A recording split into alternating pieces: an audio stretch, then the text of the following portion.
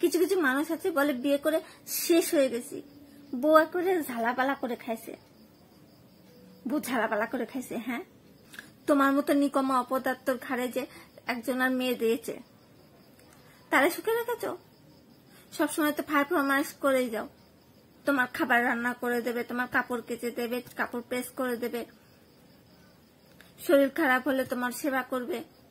আগে তো এইসব সুখ পেতে না, এখন এইসব সুখ পেয়ে তোমার বিয়ে করে ঝালাপালা হয়ে গেছে। হ্যাঁ, জীবনটা ওই যে কথাই আছে না, কুত্তার পেটে ঘি সহ্য হয় না, এগুলো তারা, এদের পেটে ঘি সহ্য হবে না, এদের যতই সুখ দাও সহ্য হবে না, কারণ কুত্তারে যতই ঘি খাও সহ্য হবে না।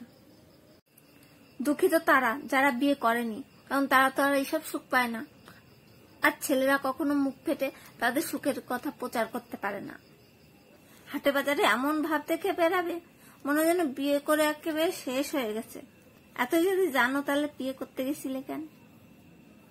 ও তখন বুঝি লাড্ডু ফুটছিল, আর এখন লাড্ডু হজম হয়ে গেছে।